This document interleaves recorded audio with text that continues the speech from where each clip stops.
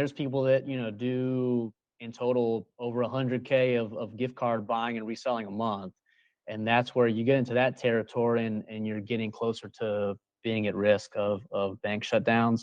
But I would say in general, educate yourself on the different rules and best practices for each issuer, for each bank, as well as spreading out the spend across different banks and different cards. So years ago, when I would still go to Kroger and Harris Teeter and buy gift cards myself, I'd have 7 cards with me and I just cycle through all of them. I do one purchase gift cards. Okay, the next one I'm using a different card and I run through 7 and then repeat. I'm not just using one card and doing a bunch of transactions over and over on it again. That's $1,000 each. Hey there, points people! You just heard a clip from Taylor Thomas from QCGC. Taylor is a seasoned entrepreneur and expert in gift card reselling and credit card rewards.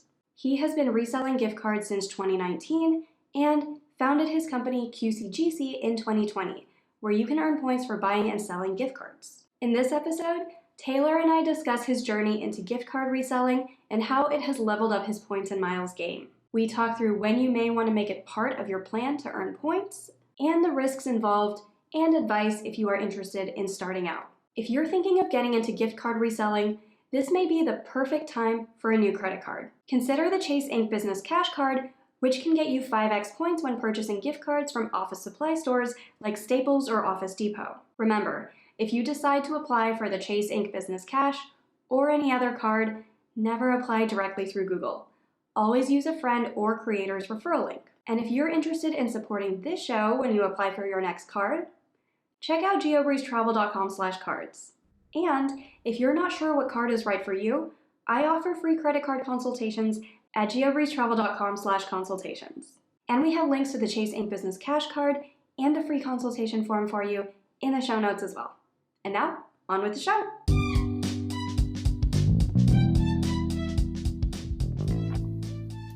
Welcome to the GeoBreeze Travel Podcast, a show for anyone wanting to level up their travel hacking lifestyle. I'm your host, Julia Menez. I'm a travel hacker, coach, speaker, Filipino-American ENTJ who loves solid travel gear and using shortcuts on spreadsheets. On this show, I'm on a mission to bring you travel hackers from all walks of life to help you level up your travel hacking game. We dive into credit cards, miles, points, strategy, mindset, and the secrets behind how to travel the world for next to no cost. So, let's get hacking. Are you looking for an easy way to search for flights with points in real time? One of the fan favorite tools is the PointMe site, which makes it easy to search for available rewards flights across multiple airlines, often showing you award availability that you didn't know to look for in the first place. You'll be able to compare all of your flight options and maximize the value of your points, and you'll even be able to filter results based off the type of points that you already have. The search results are pulled in real time, so you get the most accurate results possible for the best chances of snagging the award seats that you want. Check out PointMe by going to geobreezetravel.com/pointme and get your first 3 searches free. Again, that's geobreezetravel.com/pointme, POINTME. Hey Taylor, welcome to the GeoBreeze Travel Podcast. Hey, Julia, appreciate you having me on. I'm so excited to have you here and to talk about gift card reselling, which is a popular way to earn a lot of points, but I don't think we've had an episode about this yet. Really excited to hear about your experiences and how you're making this easier for everybody else. But before we jump straight into gift card reselling and everything else, tell us a little bit about you and your background and how did you get into points and miles or gift card reselling? Which one came first? So points and miles definitely came first and ended up leading into gift card reselling. And it is a pretty interesting story for both of those things. As far as how I got into travel hacking, I've always liked to travel, even when I was a kid, when I traveled with family and stuff like that. But when I turned 18, my dad was like, hey, you should get a credit card so you can start building up your credit. And I wasn't even thinking about like earning points and all that stuff. He just told me to do that because it would be a good thing to do. So that's what I did. And the first card I got was it was a Citi AA Advantage Platinum Select card. I think it was like I had to spend $4,000 and I got, 60,000 AA miles. So it wasn't that hard. At the time I was doing some like drop shipping stuff online. So I just put the expenses for the month for the inventory on that. Pretty easy, got that. I was like, okay, this is pretty cool. And then I heard about Chase had just come out with the Sapphire Reserve, like it was brand new, and they were doing this 100,000 point bonus for it. So then I did the same thing for that. So those were the first two cards I got. I don't remember the ones right after that, but those were the first two. And that was, yeah, like around 8 years ago. And then from there, like I just, for the next few years after that, I would just get new cards every couple months to get the points. And anything I was doing in my business, I would be putting on that. So that's how I started going with points and miles. And then around 2017 was when I really started to travel myself, just on my own internationally a lot. So the first trip I took solo was to Honduras. And then several months later, I went to Nicaragua and Guatemala. And I've traveled mainly to Latin America more than any other part of the world. But it was those first two. Then I remember like the summer of 2018, I did a 2.5 month trip to South America.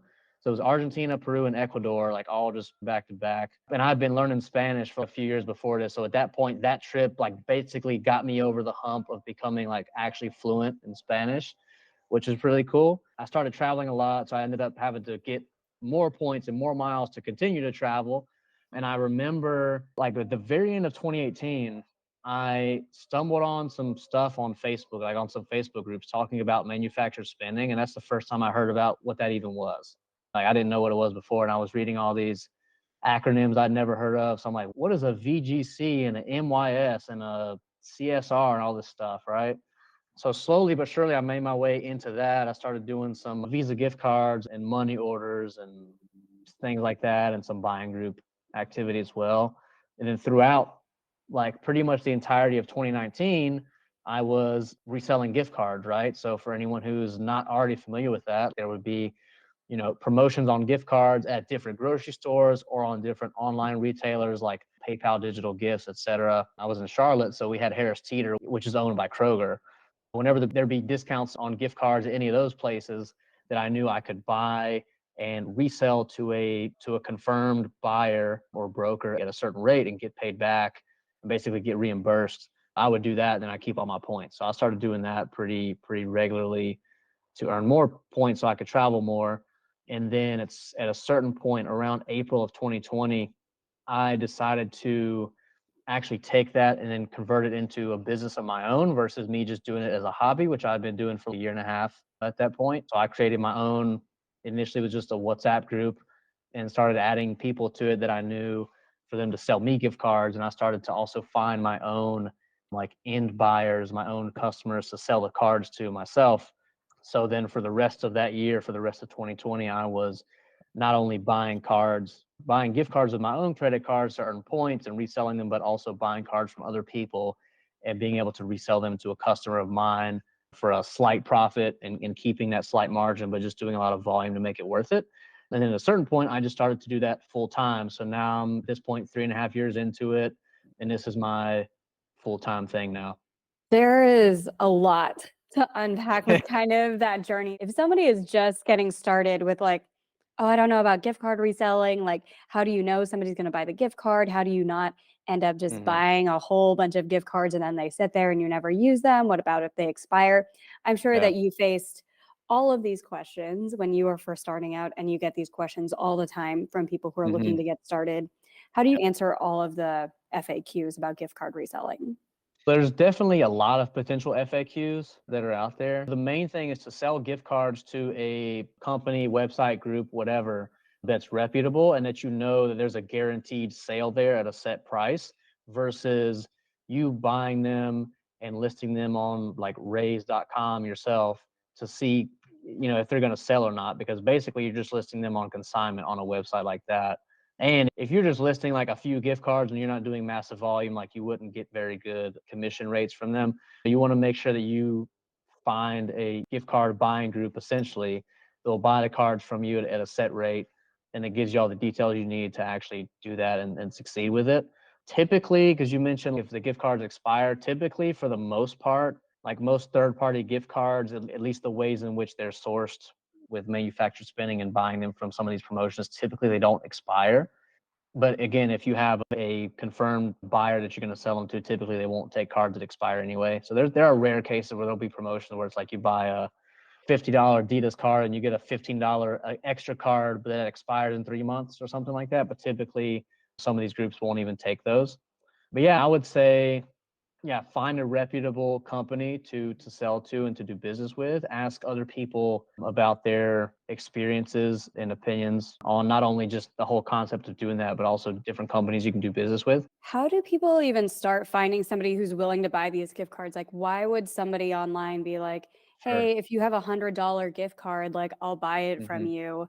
Why don't they just go get their own gift cards? Typically on the back end, I mean, it's either ending up in the hands of consumers and maybe going through, there's some brokers that do like sell on raise themselves and they do a lot of volume and they're able to get really good rates on the commission, or groups that have bulk end buyers who will buy the cards from them at a discount and who will use them to actually buy products that they're going to resell. That's typically, if you're talking about what's the end game and how they actually get used, that's typically what's going on. It's either going through a platform and ending up in the hands of consumers, or it's going to a bulk end buyer who's using them all to buy products to resell, either e-commerce within the States or sometimes exporting electronics out of the country, stuff like that. So there's the So, end game where there are people who just buy discounted gift cards for holidays or something. If you're doing office gift parties where maybe you want to buy a $25 gift card for $20. So that could be one end use case where there are just regular people buying these.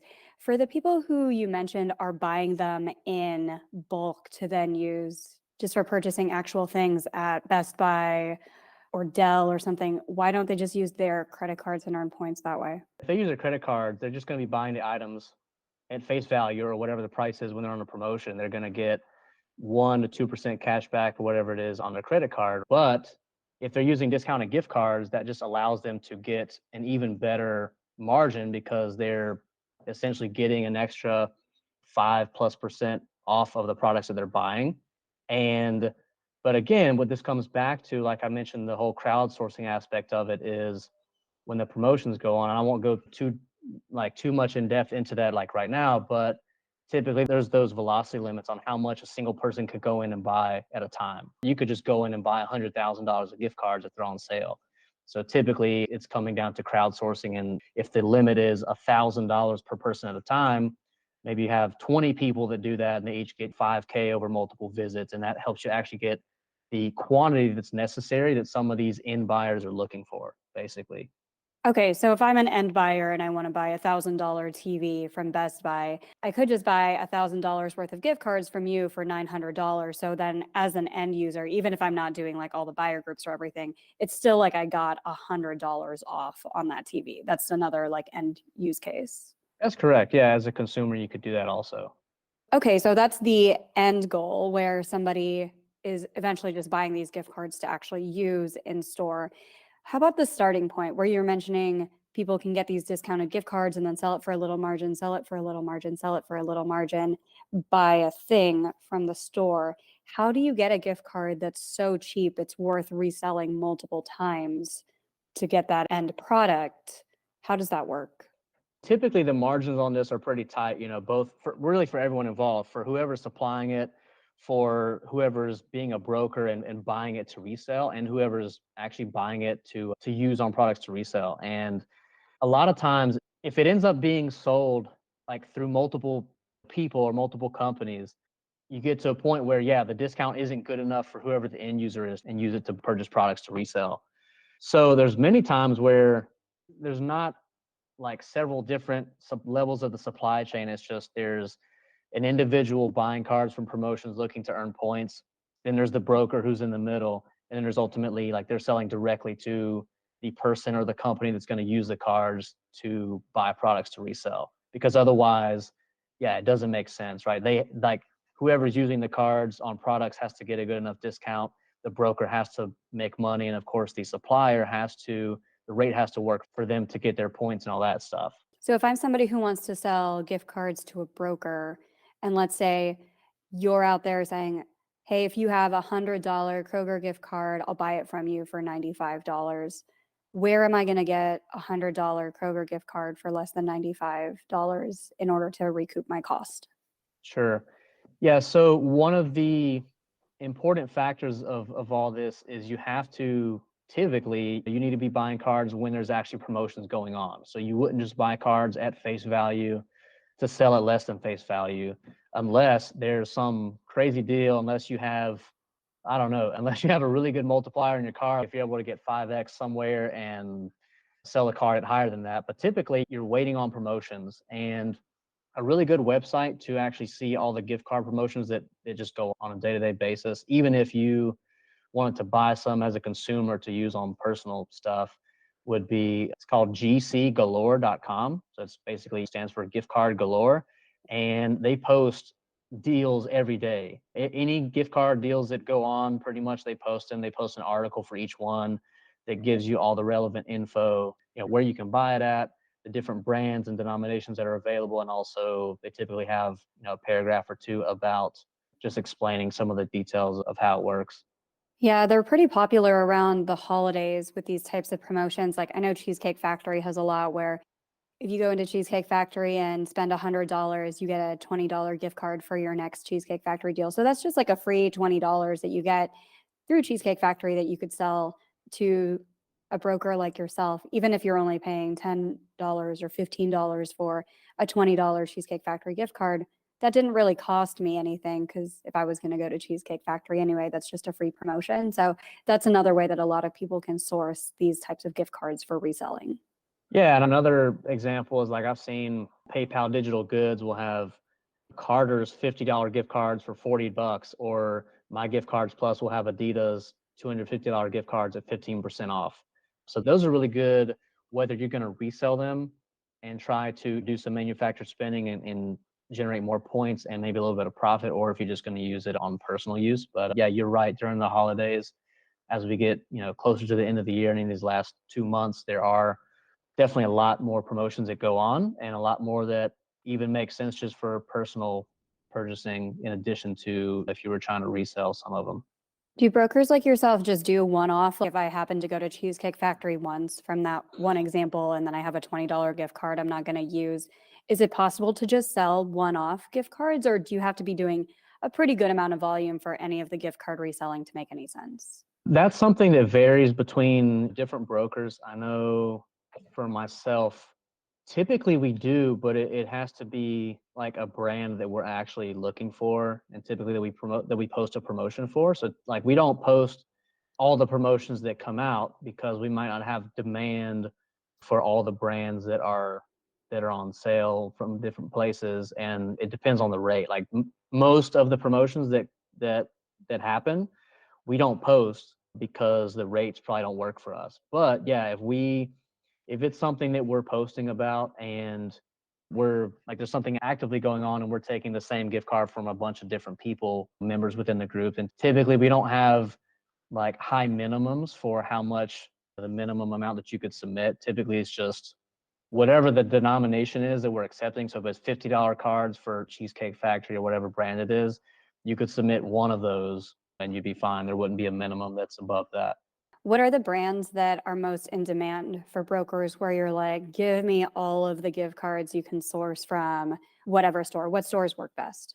So Apple currently for me is number one by far. I know I could take millions of dollars of Apple a month.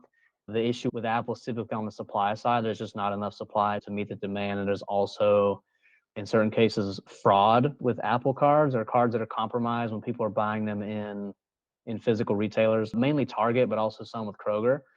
Then in addition to Apple, the next ones on the list would probably be Best Buy and Home Depot. I typically view those as the big three, for, at least for me. But then there's also, and the demand fluctuates between all of them, but there's also other ones that come up that will buy from Kroger on some of these promotions that allow people to do a lot of volume, such as Lululemon, Nike, Amazon, Neiman Marcus, Sephora. Even recently we started buying QVC gift cards, which was new. So those are some examples of the really popular brands. A lot of those brands sound like ones where you can cash out cashback app types of credits for, like you mentioned, Sephora, Lululemon, Neiman Marcus. You can do that with the Seated app, the Swagbucks app, Flues, Fetch, a lot of the different cashback apps that we've talked about on the show. You can cash those credits out for gift cards. So is that something where somebody can just cash out their cashback credits and then sell you those gift cards? You take those as well? Yeah, sure. It would depend on if it makes sense for the person to do that. And there are times when there are promotions on those as well, where you can cash out your points or your rewards for a certain gift card brand, and you get some kind of bonus on whatever it is that you're cashing out versus just cashing them out as money. So there's definitely, yeah, opportunities to do that. But again, it's something where it has to make sense for the person to do rather than just doing it just to do it and losing a little bit of that value versus they just cashed it out in the form of money.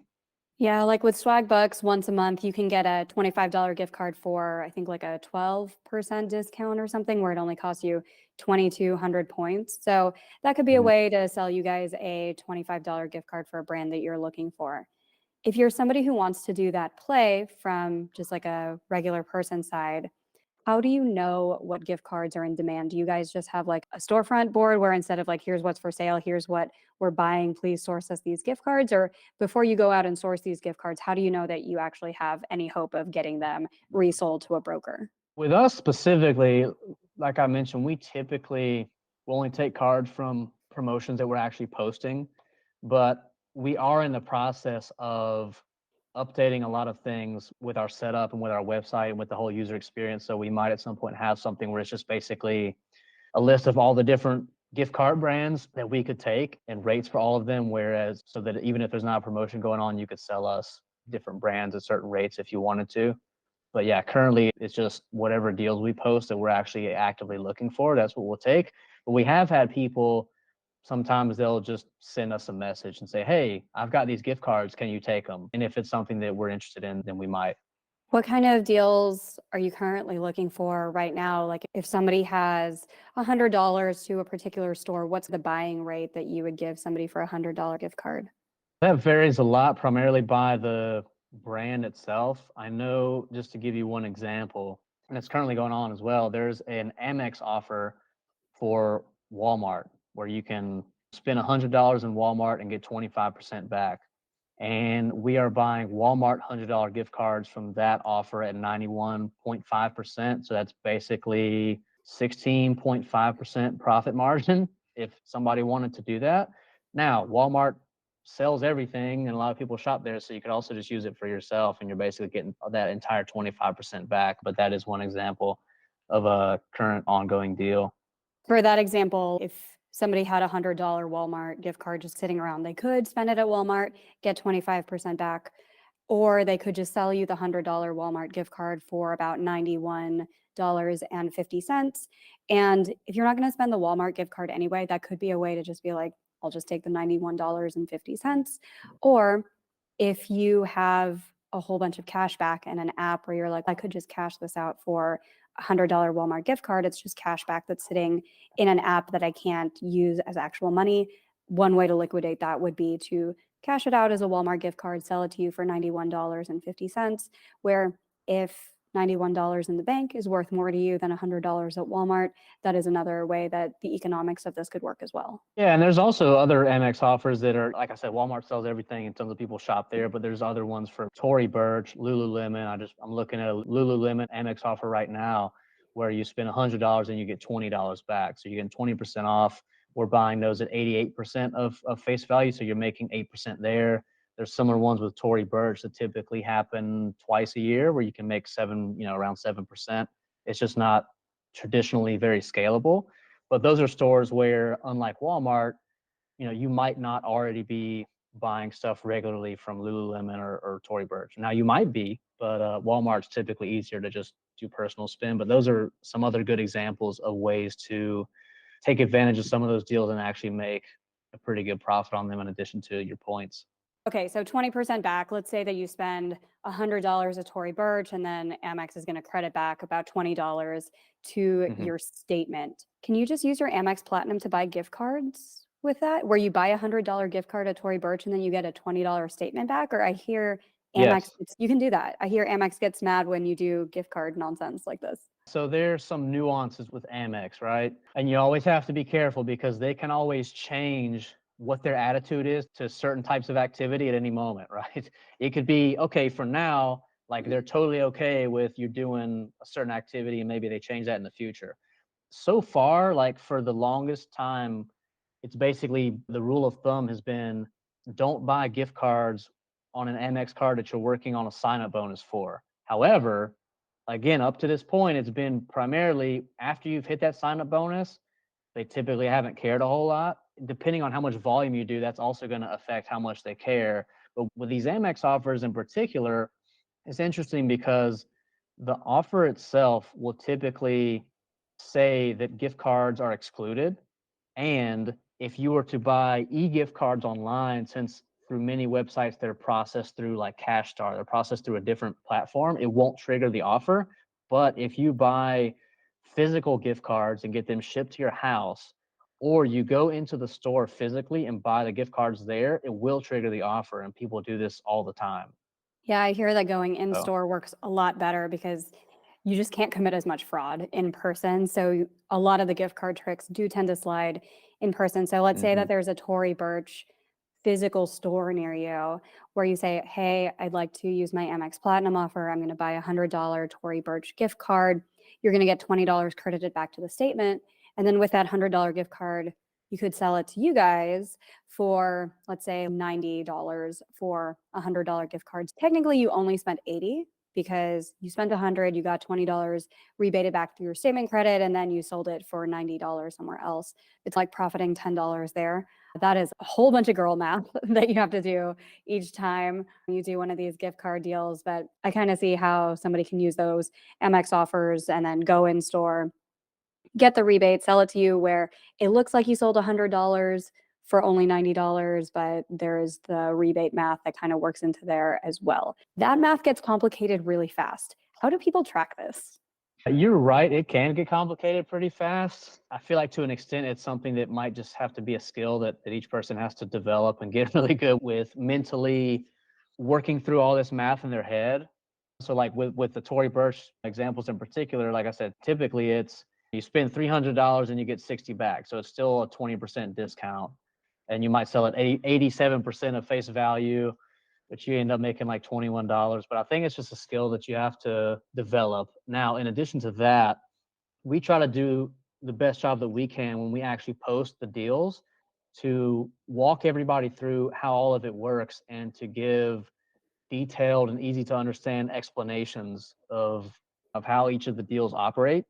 And then we also have a group chat in Telegram that just allows people to ask questions and talk amongst different members in the group. So a lot of times people, if there's anyone who doesn't understand how something in particular works, whether it's the math on a deal or how to submit gift cards or which is the best credit card to use on a certain deal, they'll ask in there.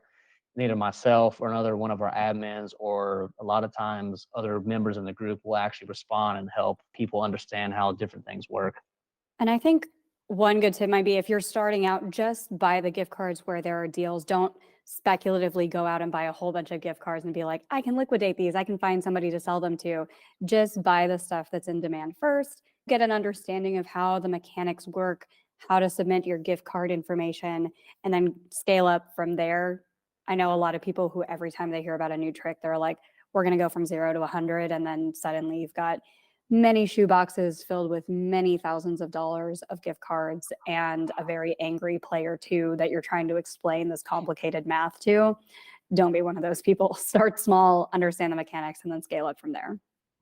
I would say in general, even if you've been doing this, you probably shouldn't go and just buy a bunch of gift cards from a promotion without having a buyer lined up to sell to at an agreed upon rate already. But especially if you're brand new getting into this, I would also suggest starting out. So, like picking one deal to do first that's very simple. So, probably not something that involves any kind of rebates like Kroger, where you buy cards, but then you get fuel points and all this stuff, but something where there's just a straight discount on the gift card. So, one I mentioned briefly earlier was the ones where PayPal Digital Gifts will have like $50 Carter's gift cards for $40. So you're buying it at $40, that's what you spent. You'll probably sell it at $40 or $41 potentially, and then you get paid back, and that's it. So I would suggest finding a very simple deal that's easy to understand as far as the math and the numbers, that's low spend. You're not having to spend thousands of dollars, just $100 or maybe $50. Like do that, submit the card info, wait to get paid back, and then find another one, right? And then start to scale up gradually. And we actually have in our new onboarding course that we launched recently that's pretty comprehensive, has a lot of details on a bunch of different things. There's actually one model, it's the seventh one, that actually talks about how to do your first deal and just the mindset and the approach that you should have when you're working on that. Because there's a lot of people who get into this, are super new, and a lot of times they spend a lot of time not doing anything because they are either nervous or don't understand exactly how all of it works, and they're not really sure how to get started. I made that specifically to help people who are in that situation. That is fantastic that there's actually a course on this that people can take. Is it free, or how much is it to take the course? It's just part of being in our group. It's not a paid thing. It's just if you're in our group, then you have access to that. Is the group paid where you pay a membership, or you guys are just making money off of the margin? So anybody who can sell gift cards to you and then wait to get paid, understand how the mechanics of it work from there. It's not Yeah. like a paid membership or anything. Yeah, that's correct. It's just we're making money on the actual resale of the gift cards. There's no like subscription fee or anything like that. That's Yep. awesome. What are some of the things that normally go wrong when people submit like customer service complaints or something, or somebody just messed up the deal? What are some really common things that especially beginners just mess up when it comes to gift card reselling? Sure. So as far as the most common things that happen, the first thing that comes to mind for me would be typos in the gift card code when people actually submit the gift cards. And also, just to mention before I continue, we typically don't require anybody to ship physical gift cards to us. It's typically all done electronically. So they're just sending them through a spreadsheet and they're sending us the data for the gift card. So the gift card number itself and then the PIN, along with the brand and the denomination that it is. But yeah, when you go to a store and you buy the cards and then you go back home, you bought these cards, now you're having to input them into a spreadsheet or some kind of database system or a portal to send to us or to some other group. If you're doing a lot of cards and you're like doing it pretty quickly and typing the numbers in, it's possible that you might put something in wrong. You might mistype one digit or something. And that definitely happens. Not super frequently, but it happens. And typically we ask people to balance check the gift cards before they actually submit them to us to make sure that there aren't any typos in there, because basically if there's a typo, when we resell the cards, our customer's going to try to use it and it's going to tell them that it's invalid, that gift card doesn't exist. Because in reality, in those situations, the number that we receive from that person is not a real gift card because the one digit's off, right? That's probably what happens most frequently. But yeah, the main way to avoid that is just balance checking the gift card before you actually submit it. What happens if somebody thinks they bought $100 gift card, but like we just see so much gift card tampering stories? Like you go to Staples, you're like, oh, I'm going to buy a whole bunch of these $200 Visa gift cards, get 5x no fee on my Chasing Business Cash. And then suddenly you balance check it and there's some or all of the balance missing from that card. What do you do? So that's definitely something that happens as well. In the case of not only Visa gift cards, but also third-party gift cards, one thing I would suggest is firstly, before you actually buy the cards, checking the packaging to do the best job you can to make sure it hasn't been tampered with or compromised. Because sometimes you can tell. I won't go into all the details of all the different things to look for. And of course, sometimes that varies by the brand because all the packaging, that can be different. But basically, getting educated on what to look for. There's been threads in our group chat on Telegram where people have talked about this and in very in depth, and there's been a lot of helpful conversation on what to look for and how to prevent that stuff. But firstly, just looking for signs of tampering and not buying the card if it appears that it's been tampered with. But then if you actually run into that issue, some people have been able to get it resolved, some people have not. There's been times where people will call whatever the issuing platform or bank for a Visa gift card and they've gotten the funds back. Same thing for third-party gift cards at times, and sometimes it's resolved quickly, sometimes it takes several weeks or a couple months and they eventually get the money back or get a replacement. But it's unfortunately not something that can be 100% prevented always. You just have to look for signs of tampering and try not to buy those cards, and then if it happens, do your best to get it resolved. But I would advise anyone who ends up in that situation to definitely get feedback from other people in different groups who have potentially gone through the same thing and basically crowdsource different ideas and suggestions of how to get that resolved. Yeah, like with those Visa gift cards, if the little cardboard strip is ripped in any way, just don't buy that gift card because it's probably been tampered with in the store. What about credit card shutdowns? If somebody goes like too hard, too fast with buying a whole bunch of gift cards, especially like you mentioned, whether it's with an Amex sign-up bonus or just something else where somebody ends up looking sus because who really needs $4,000 worth of Lululemon in a month? Like, how do you navigate and how do you recommend other people navigate not looking like a crazy person to banks who are like, oh, fraud? Yeah, I mean, that definitely is a concern, and people have run into that issue. There's people that, do in total over 100K of gift card buying and reselling a month. And that's where you get into that territory and you're getting closer to being at risk of bank shutdowns. But I would say in general, educate yourself on the different rules and best practices for each issuer, for each bank, as well as spreading out the spend across different banks and different cards. So years ago, when I would still go to Kroger and Harris Teeter and buy gift cards myself, I'd have 7 cards with me and I just cycle through all of them. I do one purchase, gift cards. Okay, the next one I'm using a different card, and I run through 7 and then repeat. I'm not just using one card and doing a bunch of transactions over and over on it again. That's $1,000 each. So that's another way to mitigate some of that risk. Something that some people do when they're buying cards in store, like specifically at Kroger as well, is they will add on like random small items so that the transaction's not just a super even amount, right? So instead of it being $1,000 even, a lot of people will add on like a few bananas. So it'd be like $1,000.57, and then it looks a little bit less suspicious to the algorithm of the issuing bank of the card that you're using. So people will do that, or they'll just, if they're actually going to buy groceries at that store, they'll just buy one thing at a time off of their grocery list that they need. Those are a few ways to mitigate some of that risk. There's definitely more that exist that you'd probably just have to talk to more people about. But like I said, in our group chat, there are many different conversations about ways to mitigate risk in general.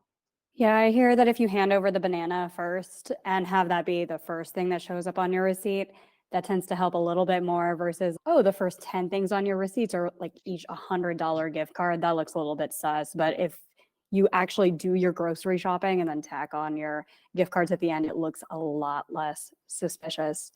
For the people who are doing high volume, or you mentioned like 100,000 a month or something like that, does this count as income?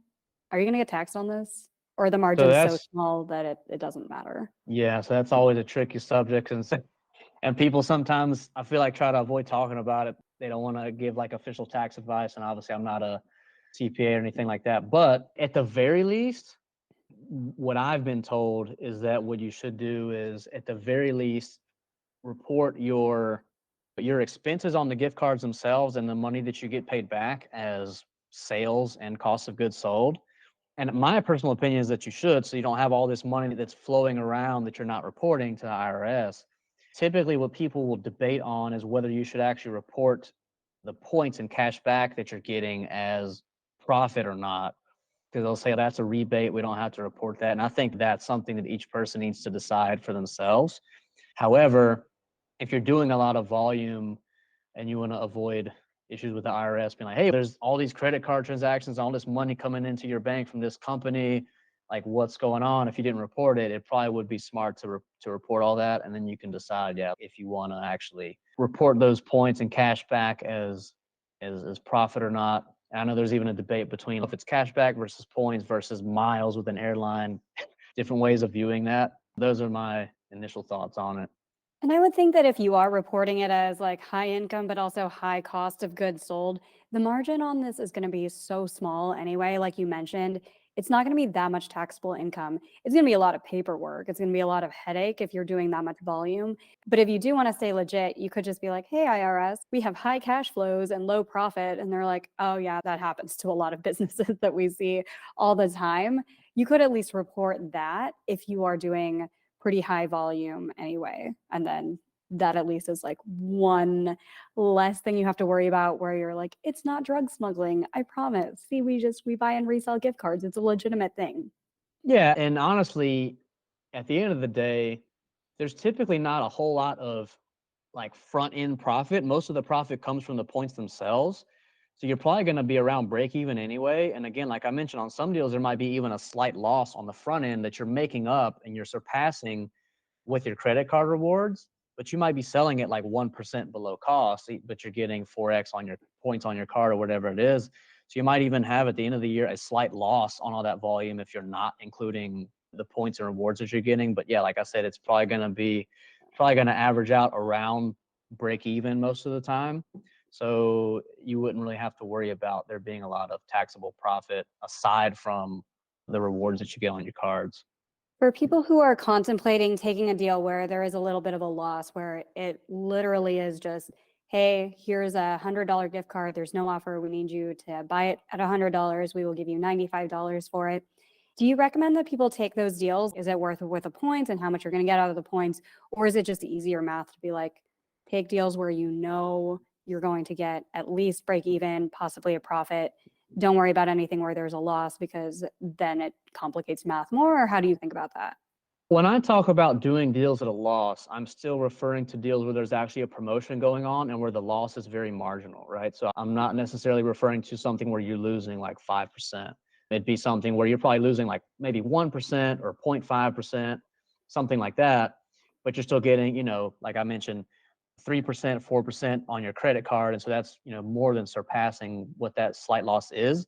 But if it's something where you'd be taking a 5% loss or even more, like it's probably something I wouldn't recommend, because even if you're doing a sign up bonus, because there's just, cheaper ways to actually meet bonuses. I'm talking about situations where it's typically it's similar to what people will do when they'll buy like a Visa gift card and maybe convert that into a money order or do something where they're taking like a 1% loss or slightly higher, but their points are actually making up for it. So I would still suggest always doing a deal where there's actually a promotion going on, but then analyzing the numbers and the math for yourself to decide if it actually makes sense for you, because each person has a different threshold of what makes sense and what's worth their time and what's not. For beginners, I would say if you're looking for a rule of thumb of like, I hate doing math, what do? I would say just don't take deals where there's like any part of a loss where you're like, oh, like I can justify it with my credit card points. If you're just starting out, don't deal with all of the complicated math. Just be like, hey, it's $100 gift card. I'm getting a $20 rebate. They're buying it back for $90. I earned some points. The points are just gravy. Make the math work out without the points and then just consider the points gravy. And then you are good to go if you are at least breaking even there. Yeah, that definitely would be a good suggestion to get started. And I think as you gain more experience and get more accustomed to doing the deals, and also as it gets easier for you to work through all the math in your head of how all the different deals work, then that's where you can take on deals that are a little bit more complex with the math. Are there ever any horror stories where people thought they had the math handled and they didn't, or there were a whole bunch of promotions for a particular gift card or anything, and then like somehow like the buyer you thought you had lined up falls through? Does that happen? And if so, what do you do? So that definitely has happened in general. With myself specifically and with my group, I mean, we were committing to buy the cards from people whenever we post a deal. So even if we had, a customer back out from a deal with us on the back end, we're still committing to buy it from whoever already reserved capacity to sell the gift cards to us. But in general, those things do happen. And there probably are times where people are so excited to get started where they do a deal, they don't really run through all the math and they end up taking a loss. But I think even though it's better if you can avoid doing that, sometimes it's just a trial and error thing. But that's why both you and I are suggesting for new people to start out slow and do deals that are very simple, that they're making money on, and that are low spend requirements, so that even if they do mess something up, it's not blown out of proportion. It's not done on a big scale. That's something that I genuinely would recommend people to do and to stick to. And also just if losing $1,000 is going to be the difference between you making your rent payment this month and not making your rent payment this month, don't do $1,000 shenanigans. I want to say that's common sense and common advice, but it's really not. You and I have both seen people in the points game where they're, again, floating hundreds of thousands of dollars every month. And I'm like, what happens if one month, like somebody is slow to pay you back? Like, not even if a deal falls through, but just like payment processing is slow, if that's going to completely turn your life upside down, lower your risk tolerance, put real money before fake money, all of the usual advice, because I feel like people always get excited where they're like, this is the thing where I can just like buy and resell gift cards, and then we can get like hundreds of thousands of points each month if I'm just like floating my entire house every single month. Don't lose your house to gift card reselling. Like I alluded to before, there are people that do a lot of volume every month, but they've typically scaled up very gradually, gotten a handle on things, and they've also gotten comfortable dealing with whichever companies they're dealing with that they're actually selling the gift cards to, and they maybe even met them in person, whatever. But they've typically been doing business, with those companies for a couple of years already, and they feel comfortable doing a lot of volume. So it's all, it's a marathon. It's not a sprint. It would be wise for everybody to actually stick to that and not to, get in over their head with any of this stuff. Good advice. And speaking of good advice, can you give a shout out to somebody else on the internet who you would recommend listeners follow for even more points and miles tips? So that's a good question. First person that comes to mind would be Brandon Neff, probably. You can find him on Facebook at FBZ Elite. They do a lot of like how real estate people can earn a lot of points, because there's many points to be earned in that space. And where can people find you on the internet and get started with gift card reselling if this sounds like something that they want to do to earn more points? Yeah, so for anyone who's interested, our website is qcgc.io. So you can go on our website, and then the homepage has just some additional info about how all this stuff works. And then if you decide you're interested and you want to sign up, there is a button on the menu called Apply to Join. You can click on that, fill out that very brief form, and then typically within a day, you're added into the group. So that would be an easy way to get started. And after you do that, you have access to the entire onboarding course. So you can easily go in there, spend as much time as you need to reviewing, get in the group chat, ask people questions before you actually start. But that's the best place to start. Are there ever people who submit an application who do not get approved, and what kinds of things would get somebody not approved into the group? Currently not. Really, it's just to go ahead and have people's information, their email addresses when they sign up, because previously we just had the Telegram invite links just all over the internet. People could just apply without having to be approved or anything. So I just decided I wanted more control over all that, but it's very brief. It's just like first name, last name, email address, how you heard about us, and I think what city you live in, but it's very brief, and there shouldn't be any reason why anyone gets denied. Well, thank you, Taylor, so much for coming onto the show, talking all about the economics of gift card reselling. I know that it's a topic that gets a lot of interest in the points and miles world, especially for people who might not want to start their own actual business, but have low credit card spend. And they're like, okay, how can I possibly earn more points? This is one of those ways that you can do it.